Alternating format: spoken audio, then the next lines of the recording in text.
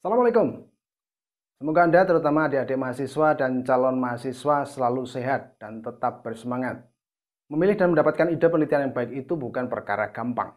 Video ini membahas cara untuk mendapatkan ide penelitian yang tepat tahap demi tahap.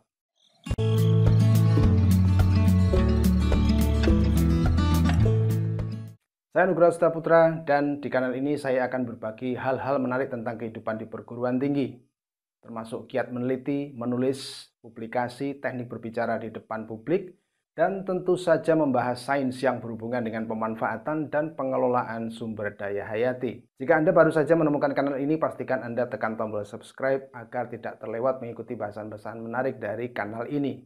Mari kita mulai. Ide atau topik penelitian adalah dasar sekaligus awalan bagi manusia untuk melakukan penelitian. Meskipun demikian, mencari ide penelitian bukanlah pekerjaan mudah.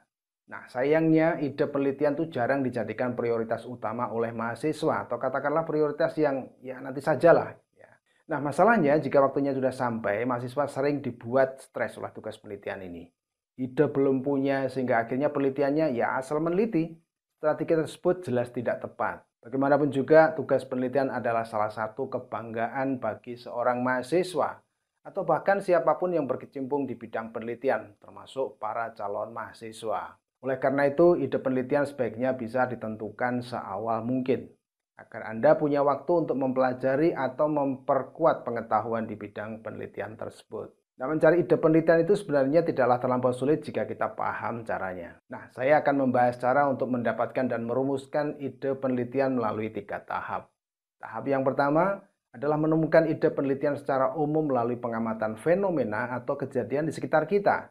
Ide penelitian itu dapat berasal dari mana saja, bahkan dari kejadian sehari-hari yang secara sengaja atau tidak sengaja teramati. Misalnya ketika Anda dalam perjalanan berangkat ke kampus, Anda mengamati bahwa salah satu warung kopi itu tampak ramai pembeli. Padahal menurut pengalaman Anda rasa kopinya biasa saja. Sebaliknya ketika Anda dalam perjalanan pulang ke rumah, Anda mengamati warung kopi yang lain itu sepi-sepi saja. Padahal rasa kopi di warung tersebut jauh lebih enak. Nah, sekarang timbul pertanyaan, faktor apa sebenarnya yang mempengaruhi ramai atau sepinya pembeli di kedua warung kopi tersebut? Ide bisa pula muncul ketika Anda mengikuti kuliah. Suatu saat Anda mungkin mendapatkan inspirasi dari mata kuliah yang diberikan oleh dosen Anda. Misalnya dosen tersebut membahas tentang potensi buah-buahan busuk untuk diolah menjadi pupuk kompos sekaligus hasil samping berupa biomasa bahan pakan ternak atau ikan. Anda bisa melihat penjelasan saya di video yang ini. Atau ide bisa juga Anda dapatkan ketika mengikuti seminar atau konferensi. Atau bahkan bincang-bincang ringan dengan petani, pekebun, peternak, pedagang, dan para praktisi yang lain. Bahkan teman Anda. Anda sebaiknya segera mencatat ide-ide tersebut secepatnya, tuliskan dalam buku catatan Anda atau seperti saya, menggunakan aplikasi perekam suara di smartphone. Buatlah sebuah tulisan atau rekaman pendek yang menjelaskan ide yang baru saja Anda dapatkan. Jangan lupa untuk menuliskan kata-kata kunci yang membuat Anda tertarik dengan ide tersebut. Nah, saya sarankan untuk tidak pernah meremehkan atau mengabaikan hal ini karena bisa jadi ketertarikan Anda tersebut memiliki nilai kemanfaatan yang tinggi. Kemudian tahap yang kedua, ide awal yang Anda dapat tadi sebaiknya segera didiskusikan dengan para ahli atau profesional termasuk dosen atau guru Anda, atau praktisi, atau dari pustaka yang menjelaskan hasil penelitian terdahulu yang gayut atau relevan dengan ide yang Anda temukan.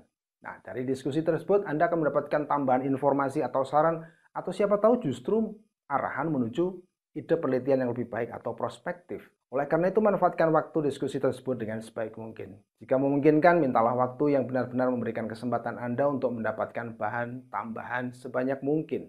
Saran saya, posisikan diri Anda menjadi pihak yang membutuhkan pelajaran atau arahan dan jangan terkesan memaksakan ide Anda untuk diterima. Jika cukup sabar, Anda berkesempatan untuk mendapatkan tambahan-tambahan informasi, saran atau arahan, dan bahkan pustaka yang relevan. Alternatif yang lain, Anda dapat mencari bahan-bahan pengaya ide di situs-situs podcast atau video semacam YouTube yang mungkin mendiskusikan hal tersebut. Pesan saya, jangan malas untuk mendapatkan bahan-bahan pengaya tersebut, karena semakin banyak Anda mendapatkan informasi, maka modal pengetahuan untuk meneliti hal tersebut juga akan semakin lengkap. Kemudian tahap yang ketiga adalah mengemas hasil diskusi atau pencarian bahan pengaya tadi menjadi rumusan yang mencakup deskripsi tentang pokok ide, pentingnya ide tersebut diteliti, target penelitian misalnya apa dan siapa yang disasar, dan cara meneliti atau menguji ide tersebut.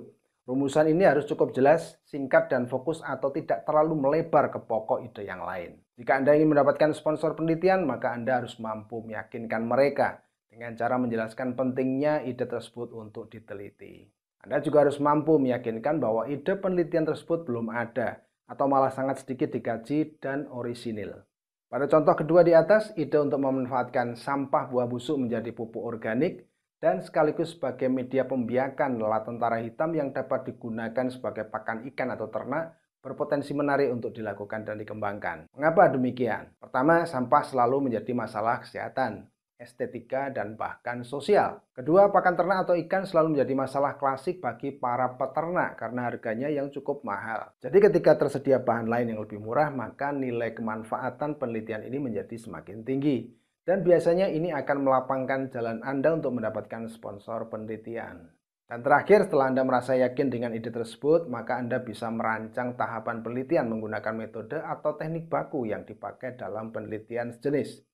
Nah, setelah tahap pencarian ide penelitian, dan Anda bisa mulai untuk membuat proposal penelitian yang lebih lengkap. Itulah bahasan kita kali ini, semoga menginspirasi dan memotivasi adik-adik mahasiswa dan calon mahasiswa untuk melakukan penelitian. Pesan saya, carilah ide penelitian sedini mungkin. Karena bagaimanapun juga Anda harus mempelajari aspek-aspek penelitian yang sangat banyak dan kompleks. Pencarian ide ini hanyalah salah satu aspek. Jadi jika Anda sudah mulai memikirkan ide penelitian di awal masa kuliah, maka Anda akan mempunyai cukup waktu untuk mendiskusikan dengan pembimbing atau berdiskusi dengan pihak yang memahami ide Anda tersebut. Dan yang paling penting, Anda dapat memahami inti masalah dan teknik-teknik yang bakal digunakan untuk menjalankan penelitian tersebut dengan baik dan benar. Aspek penelitian yang lain masih sangat banyak untuk dibahas. Oleh karena itu, bagi Anda yang baru saja menemukan kanal ini, silakan Anda tekan tombol subscribe. Dan bagi Anda yang sudah subscribe, saya ucapkan banyak terima kasih atas dukungannya. Selamat belajar dan jangan lupa untuk jaga kesehatan dan tentunya jaga semangat. Sampai jumpa dan wassalamualaikum.